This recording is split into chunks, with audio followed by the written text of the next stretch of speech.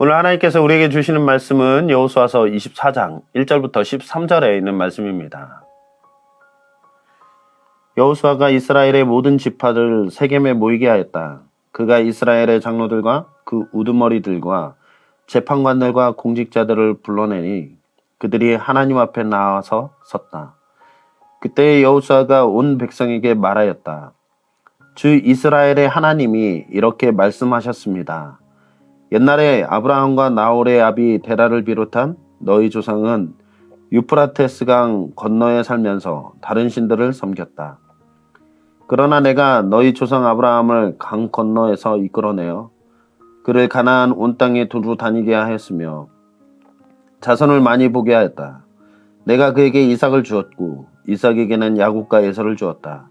그리고 에서에게는 세일산을 주어 차지하게 하였다. 야곱과 그의 아들들이 이집트로 내려갔지만 내가 모세와 아론을 보내서 이집트에 재앙을 내려 그들을 치고 그들을 그곳에서 이끌어내었다. 내가 그들에게 어떻게 하였는지는 너희가 이미 잘 알고 있다. 이집트에서 구출된 너희의 조상이 홍해에 다다랐을 때에 이집트 사람들이 병과 마병을 거느리고 홍해까지 너희 조상을 추격하였다.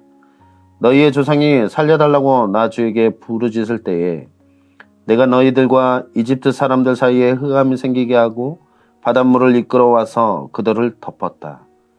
너희는 내가 이집트에서 한 일을 너희 눈으로 직접 보았다. 너희가 광야에서 오랫동안 지낸 뒤에 나는 너희를 요단강 동쪽에 살고 있는 아모리 사람들의 땅으로 들어가게 하였다. 그때 그들이 너희에게 대항하여 싸웠으나 내가 그들을 너희 손에 넘겨주었으므로 너희가 그 땅을 차지하였다. 나는 그들을 너희가 보는 앞에서 멸망시켰다. 그때 모압의 신볼의 아들 발락 왕이 일어나서 이스라엘에 대항하여 싸웠다. 발락은 사람을 보내어 부올의 아들 발람을 불러다가 너희를 저주하려 하였다. 그러나 내가 발람의 말을 들어주지 않았으므로 발람이 오히려 너희를 축복하였고 나는 너희를 발락의 손에서 구출해 주었다. 너희가 요단강을 건너서 여리고에 이르렀을 때에 여리고 사람과 아모리 사람과 브리스 사람과 가나안 사람과 헷 사람과 기르가스 사람과 히위 사람과 여부스 사람이 너희를 대항하여 싸웠으므로 내가 그들을 너희 손에 넘겨주었다. 내가 너희보다 앞서 말벌을 보내어 아모리 사람의 두 왕을 너희 앞에서 쫓아냈다. 이 두 왕을 몰아낸 것은 너희의 칼이나 활이 아니다. 너희가 일구지 아니한 땅과 너희가 세우지 아니한 성읍을 내가 너희에게 주어서 너희가 그 안에서 살고 있다. 너희는 너희가 심지도 아니한 포도밭과 올리브밭에서 열매를 따먹고 있는 것이나. 사랑하는 우리 미랄교회 모든 성도 여러분들, 2025년도 이제 얼마 남지 않았습니다. 한 해의 끝자락에서 우리가 서게 되면 우리는 자연스럽게 지나온 한 해를 점검해 보게 됩니다. 내가 무엇을 이루었는지, 또 무엇을 놓쳤는지, 잘한 것과 아쉬운 것들을 생각해 보게 되는 것이죠.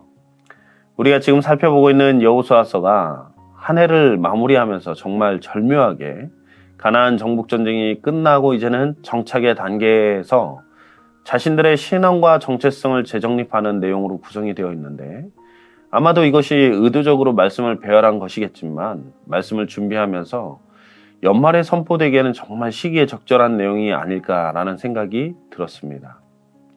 여호수아는 이제 가나안 정복전쟁을 마무리하고 땅을 다 분배한 후에 정착 생활을 시작할 때에 모든 백성을 모아 이스라엘 백성들에게 당부의 말을 전하고 있습니다. 이제까지 지나온 모든 일들이 우리의 능력이나 우리의 힘으로 이루어진 것이 아니고 하나님께서 우리를 역사 가운데 어떻게 이곳까지 인도하셨는지를 기억하라 라고 말하고 있습니다.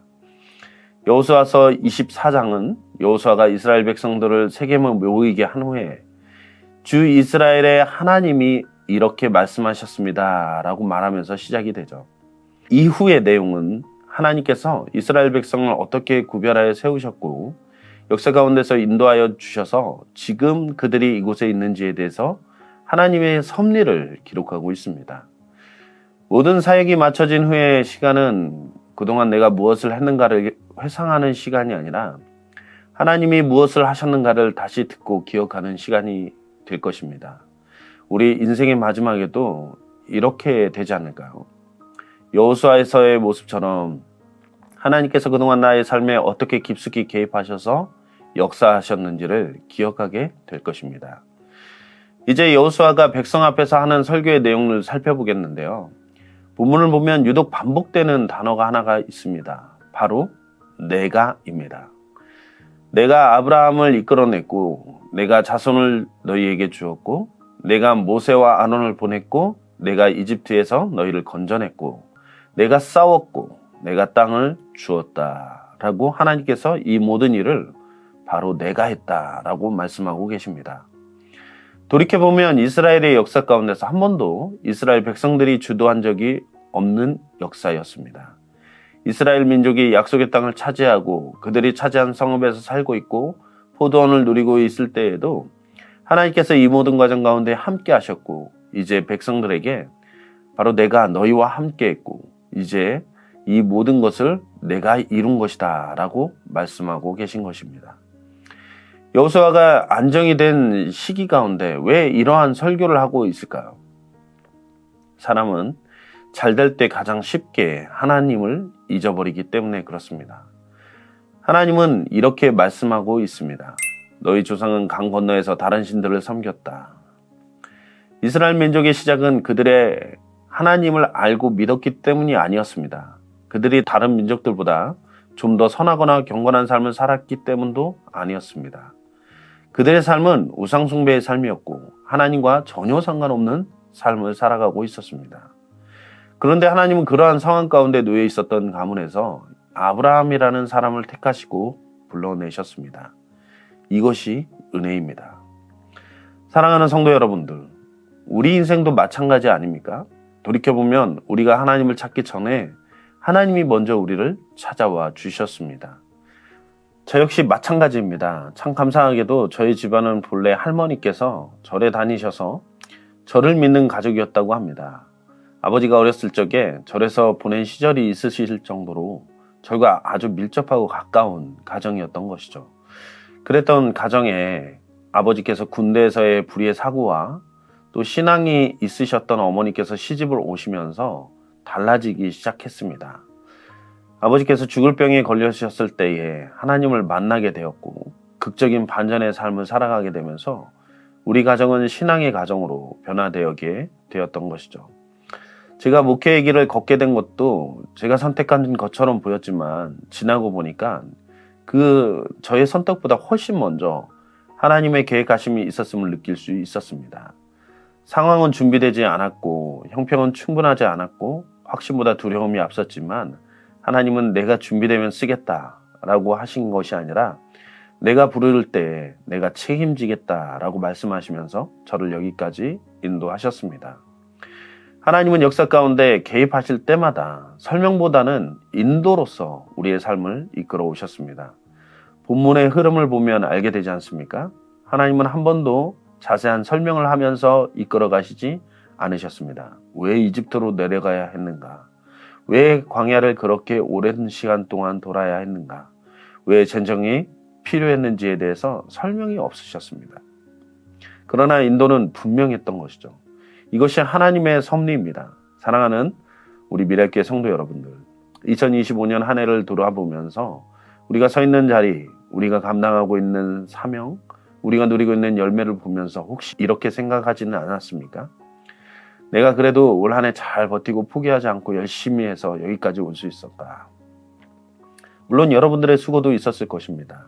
그러나 하나님은 분명히 말씀하고 있는 것이죠. 그것은 내 칼이 아니다.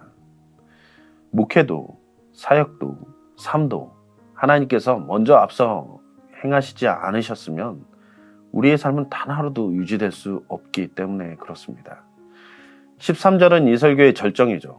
너희가 일구지 아니한 땅과 너희가 세우지 아니한 성읍을 내가 너희에게 주어서 너희가 그 안에서 살고 있다.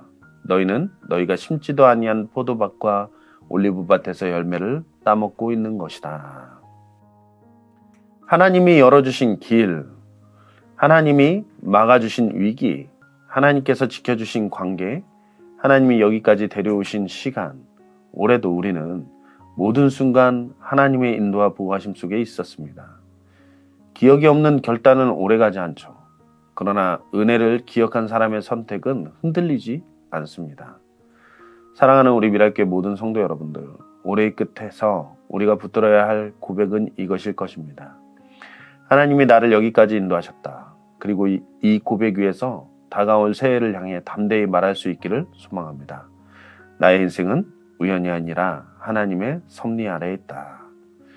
우리가 이 자리에 서 있는 이유는 우리가 잘 선택했기 때문에 아니라 하나님이 처음부터 끝까지 우리의 삶을 인도하셨기 때문인 줄로 믿습니다. 이 고백에 충실한 올 한 해를 마무리 잘 할 수 있는 우리 모든 성도님들의 삶이 되기를 간절히 소망합니다. 기도하시겠습니다.